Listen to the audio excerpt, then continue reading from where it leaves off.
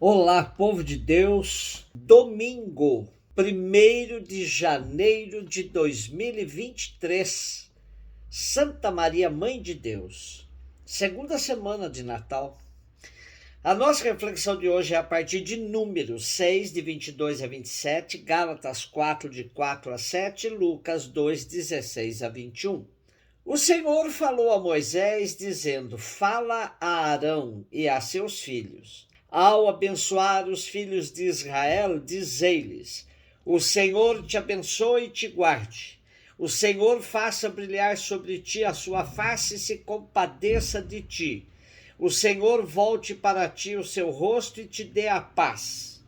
Assim invocarão o meu nome sobre os filhos de Israel e eu os abençoarei. Esse livro se chama Números porque começa com um grande recenseamento do povo hebreu no deserto. Tempo de grande disciplina e pedagogia para o povo de Deus. Não basta ser livre, é preciso aprender a viver na liberdade. Nosso texto traz hoje a bênção, que é um sinal da presença protetora e vivificante de Deus no meio do seu povo. O texto conserva uma bênção muito antiga em que Javé é invocado 3 vezes. Tal bênção mostra que o povo pertence a Deus e que este o abençoa com a paz, o Shalom, que quer dizer vida plena, segundo o modo bíblico de entender a paz. Gálatas 4, de 4 a 7. Irmãos, quando se completou o tempo previsto, Deus enviou o seu filho, nascido de uma mulher, nascido sujeito à lei, a fim de resgatar os que eram sujeitos à lei, e para que todos recebêssemos a filiação adotiva.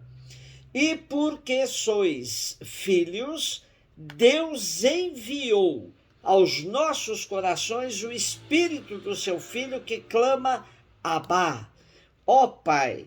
Assim já não és mais escravo, mas filho, e se és filho, és também herdeiro. Tudo isso por graça de Deus. Entre as comunidades cristãs do norte da Galácia, manifestou-se pelos anos 55, 56 uma grave crise. À região gálata chegaram pregadores cristãos de origem judaica que punham em causa a validade e a legitimidade do evangelho anunciado por Paulo. Este era acusado de pregar um evangelho mutilado, distante do evangelho pregado pelos apóstolos de Jerusalém.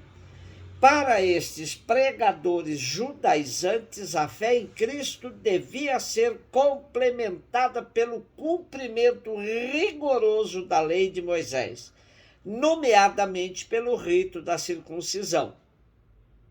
Daí que o nosso texto de hoje, Paulo recorda aos Gálatas a encarnação de Cristo e o objetivo da sua vinda ao mundo, fazer dos que a ele aderem filhos de Deus livres. Lucas 2, 16, 21. Os pastores foram às pressas a Belém encontrar Maria e José e o recém-nascido deitado na manjedoura.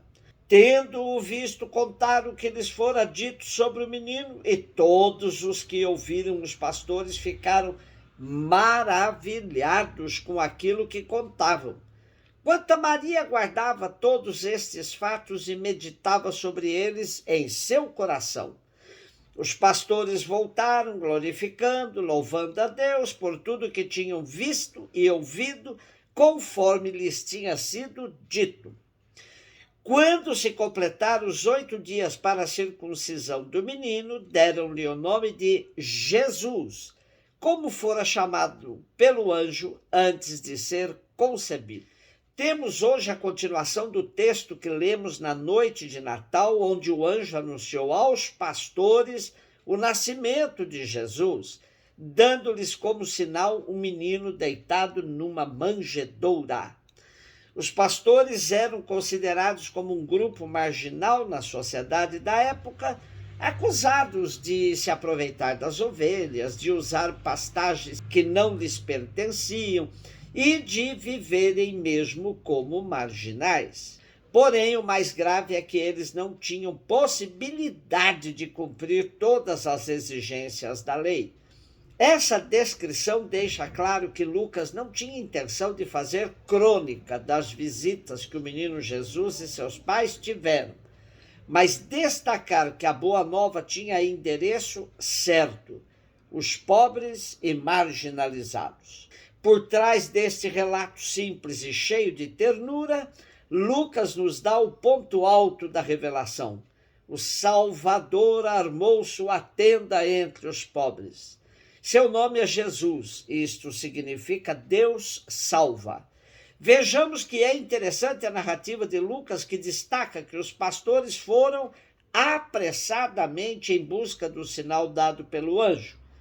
Com isso, Lucas deixa claro que a Boa Nova era ardentemente esperada pelos pobres, que viviam numa situação degradante, opressiva, num sofrimento massacrante. A mensagem de libertação é, de fato, a grande novidade trazida pelo mistério da encarnação. Jesus vai cumprir seu itinerário de libertador no meio dos pequenos, dos enfermos, dos que são considerados como escórias da sociedade palestinense. Com Jesus temos um movimento que não se enquadra em nenhuma religião. Ele não é fundador de religião alguma, pois o evangelho é avesso a ritos e prescrições. Quanto mais nos aproximamos de Jesus, mais nos distanciamos de manifestações religiosas que escondem seu potencial libertador.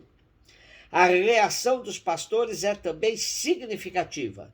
Dar glória a Deus por tudo que tinham ouvido e, sobretudo, visto naquele quadro humilde da estrebaria. A alegria pela libertação que se converte em ação de graças ao Deus libertador. E Lucas ainda destaca a atitude introspectiva de Maria, que guardava tudo em seu coração.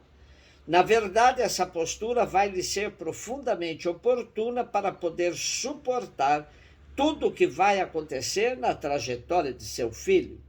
Nos momentos de dor, a reserva que Maria tinha em seu coração a faz compreender com mais profundidade o mistério que envolve a missão de Jesus. Maria vai desenvolvendo a capacidade de discernir os sinais de Deus em sua vida, e por isso, qualquer imagem de Maria desesperada com os sofrimentos de seu filho não corresponde ao real. Ela soube entender o plano de Deus na sua vida e na vida de seu filho. Celebrar Maria como mãe de Deus não é de todo isento de polêmicas e ambiguidades. Em grego, Theotokos, isto é, mãe de Deus, foi contestado desde sempre por teólogos no início do cristianismo. O mais célebre opositor desse título foi Nestório, que obrigou os grandes padres da igreja a definirem bem a questão da natureza humano-divina de Jesus. Se Maria foi somente mãe da parte humana de Jesus, estamos criando uma cisão entre o humano e o divino que não se pode admitir. O menino Jesus, nascido na estrebaria, repousando na manjedoura, brincando nas ruas de Nazaré, na Galileia, companheiro dos pobres e das prostitutas, assassinado na cruz, é integralmente o mesmo que ressuscitou, subiu aos céus e está junto de Deus Pai. Não há dois Jesus, um encarnado e outro divinizado. Por isso, o título de Maria, Mãe de Deus, é perfeitamente aplicado àquela que gerou o Emanuel, Deus conosco. Um beijo no seu coração.